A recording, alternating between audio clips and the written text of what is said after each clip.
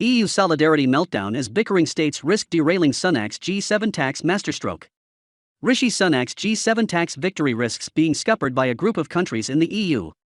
Following 2 days of talks in London with G7 finance ministers, Chancellor Rishi Sunak announced the group had agreed a corporation tax rate of at least 15%. But the groundbreaking agreement risks being scuppered by some smaller EU states, despite the backing of France and Germany. Ireland, Cyprus and Hungary are among those who could potentially veto the decision when the EU 27 vote on it. Paschal Donohoe, Ireland's finance minister, urged caution. He wrote on Twitter after the communiqué emerged, "There are 139 countries at the table, and any agreement will have to meet the needs of small and large countries, developed and developing. It is in everyone's interest to achieve a sustainable, ambitious and equitable agreement on the international tax architecture." Cyprus and Hungary have also stressed their opposition to a minimum corporate tax rate. Hungary had originally proposed a 9% tax rate. Cyprus Finance Minister Konstantinos Petrides said yesterday a decision by the G7 to impose the global minimum tax does not seem to directly affect his country. He insisted Cyprus would safeguard its interests, and that those of smaller EU member states needed to be acknowledged and taken into consideration. Cyprus's tax rate is 12.5%, but Petrides said its effective taxation was higher than 15%.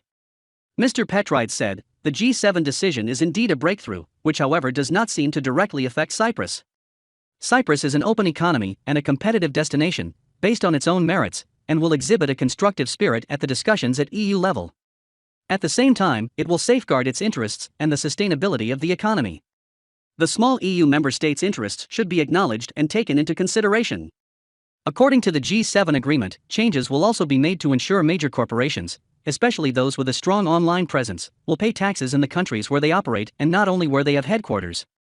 The new policy is thought to be aimed at the likes of tech giants Amazon and Microsoft. Speaking after a meeting at Lancaster House, the Chancellor said, "I am delighted to announce that today, after years of discussion, G7 finance ministers have reached a historic agreement to reform the global tax system. To make it fit for the global digital age, but crucially to make sure that it is fair so that the right companies pay the right tax in the right places, and that's a huge prize for British taxpayers." Mr. Sunak said he was proud of his colleagues, with Japan, Canada, France and Italy also part of the group, for working together to produce a deal that finally brings our global tax system into the 21st century. Explaining the agreed tax reforms, a Treasury spokeswoman said, "Under Pillar 1 of this historic agreement, the largest and most profitable multinationals will be required to pay tax in the countries where they operate and not just where they have their headquarters. The rules would apply to global firms with at least a 10% profit margin and would see 20% of any profit above the 10% margin reallocated and then subjected to tax in the countries they operate. The fairer system will mean the UK will raise more tax revenue from large multinationals and help pay for public services here in the UK." The Chancellor said there had been huge progress on an issue that had been discussed for almost a decade. The agreement is due to be pored over in further detail at the G20 financial ministers and central bank governors meeting in July, the Treasury confirmed. Assuming the G20 leaders approve the proposal by July 9, the EU Commission will then have 6 months to prepare an EU tax bill that will need the unanimous approval of the EU 27.